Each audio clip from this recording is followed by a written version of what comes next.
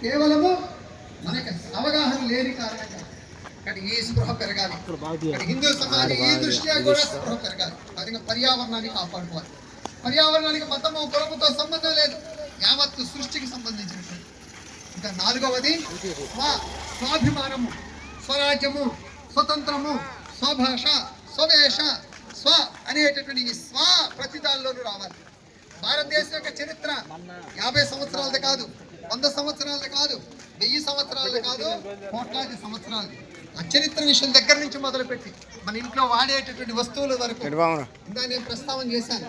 పెహల్గాం సంఘటన తర్వాత, ఆపరేషన్ సింధూర్ అయిన తర్వాత ఒక బహిరంగ సభలో మన దేశ ప్రధానమంత్రి మాట్లాడుతూ మన తల్లుల యొక్క సింధూరాన్ని కాపాడాల్సిన బాధ్యత సైనికులను మాత్రమే కాదు మనందరికీ అని చెబుతూ వారు చెప్పింది ఏమిటంటే, ఇంటికి వెళ్ళిన తర్వాత మీరు ఏ వస్తువులు వాడుతున్నారో లిస్టు రాయండి.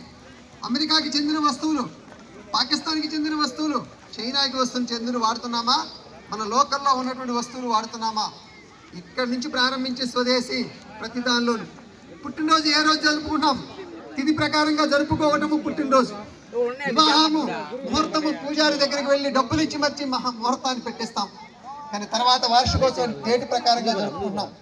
ఏమవుతుంది? తిథి ప్రకారంగా జరుపుకోకపోతే నువ్వు ఏ రోజైతే పుట్టావో ఆ గ్రహత సమయంలో నువ్వు పెద్దల నుంచి, దైవం నుంచి తీసుకున్నట్లయితే నీకు రావాల్సినటువంటి ధార్మిక ఆశీర్వచనం రాదు. ఆ విధంగా గ్రహ శాంతులు చేయాల్సినటువంటి నష్టపోతున్నాము. దీన్ని దృష్టిలో పెట్టుకొని హిందువుగా జీవించడం అంటే నువ్వు ఇంట్లో మాతృభాష మాట్లాడటం, నీ పుట్టినరోజుని, మీ ఇంట్లో శుభకార్యాల్ని తిథుల ప్రకారంగా జరుపుకోవటము, ఇది హిందువుగా జీవించడము. కానీ ఈ విధంగా స్వాభిమానాన్ని కలిగి ఉండటము. చివరిది పౌర విధులు. ఇందాక నేను చెప్పాను, ప్రపంచానికి భారతదేశం నేతృత్వం వహించబోతోంది. కానీ ఒక సమూహం వల్ల ఈ దేశం నేతృత్వం వహించదు. సామాన్య వ్యక్తి యొక్క ప్రభావం కూడా ఈ దేశ నిర్మాణంలో కీలకమవుతుంది. ఏ విధంగా అంటే 2 ఉదాహరణలు చెబుతాను. ఈ మధ్య ఒక 2 వాట్సాప్ లో 2 వీడియోలు వచ్చాయి. ఒక అమెరికా మహిళ తన బిడ్డకి భారతదేశం యొక్క మూల్యాలతోటి, ఇక్కడ జీవన విధానంతోటి ఉన్నతమైన స్థితి వస్తుందని చెప్పేసి ఇక్కడ విద్య కోసం, ఇక్కడ జీవన విధానం కోసం ఆ మహిళ బిడ్డతో సహా ఇక్కడే జీవిస్తూ ఉంది అని చెప్పి చెప్పింది. ఇంకొక వీడియో కూడా వచ్చింది. ఒక డచ్ దేశానికి సంబంధించిన మహిళ భారతదేశాన్ని 10 రోజుల పాటు దర్శించడానికి వచ్చింది. ఈ 10 రోజులు తిరిగిన తర్వాత ఆమె ఒక వీడియో చేసి ఏం పెట్టిందంటే, ఇంకెవ్వరూ భారతదేశానికి రావద్దు. ఎందుకు అనంటే, ఈ భారతదేశాన్ని 10 రోజులు ఆమె ఎక్కడెక్కడ తిరిగిందో ఆ తిరిగిన చోటల్లా కూడా ఆమెతోటి వ్యవహరించిన తీరు, ఒక వస్తువు అమ్మే సమయంలో విదేశీయురాలు కదా అని చెప్పేసి ఎక్కువ ధరకు అమ్మటం, ఆటోల్లోనూ కారుల్లోనూ తిరుగుతున్నప్పుడు సాటి మహిళని కూడా చూడకుండా వ్యవహరించినటువంటి తీరు, ఇట్లా ప్రతి సామాన్య వ్యక్తి వ్యవహరించిన తీరు వల్ల ఆమె ఏం చెప్పిందంటే, ఇంకెవరూ భారతదేశానికి రావద్దు. 2 సంఘటనలు. ఈ దేశం యొక్క వైభవాన్ని చూసినటువంటి మహిళేమో ఇక్కడే తన బిడ్డ పెరగాలని కోరుకుంటే, ఇప్పుడున్నటువంటి ప్రజల యొక్క అవ్యవహారము కారణంగా ఇంకెవరు రావద్దని చెప్పింది.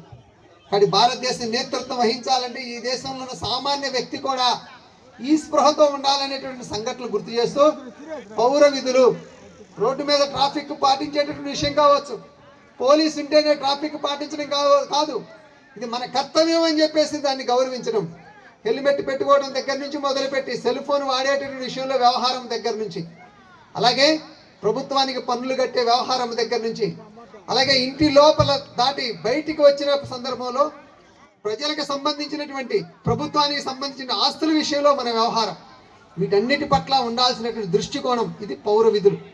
ఈ 5 పంచ పరివర్తనలు సమాజంలో వచ్చిన రోజున తిరిగి భారతదేశం ప్రపంచానికి నేతృత్వం వహిస్తుంది. ఈ సంకల్పం మనందరం చేయాలి.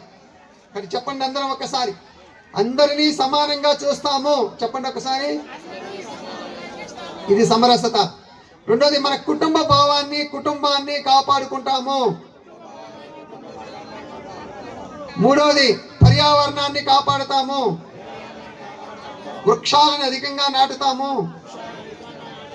నీటిని సంరక్షిస్తాము. ప్లాస్టిక్ వాడకాన్ని వీలైనంత తగ్గిస్తాము. అన్నిటిలోనూ స్వదేశీని పాటిస్తాము. స్వదేశీ వస్తువులు వాడతాము. స్వదేశీ పద్ధతిలో జీవిస్తాము. అలాగే పౌర విధులను పాటిస్తాము. ఈ 5 ప్రతి వ్యక్తి జీవితంలో ఉపన్యాసాలు చెప్పేవి కావు, ఇవి ఆచరణలో తేవాలి, ప్రతి వ్యక్తి తేవాలి. అటువంటి ప్రయత్నం చేసిన రోజున ఈ హిందూ సమాజం విజయవంతమైనట్టు. ఎంతమంది వచ్చారనేది కాదు, ఈ విషయాన్ని అర్థం చేసుకొని హిందూ సమాజం తిరిగి ఈ దేశానికి ప్రపంచానికి నేతృత్వం వహించేటటువంటి సంకల్పం చేయటమే ఈ హిందూ సమాజం యొక్క ఈ హిందూ సమ్మేళనం యొక్క విజయవంతం అవుతుంది. దీన్ని అర్థం చేసుకొని ఈ హిందూ సమ్మేళనాన్ని ఈ విధంగా విజయవంతం చేయడానికి ఆ భగవంతుడు మనందరికీ శక్తినివ్వాలని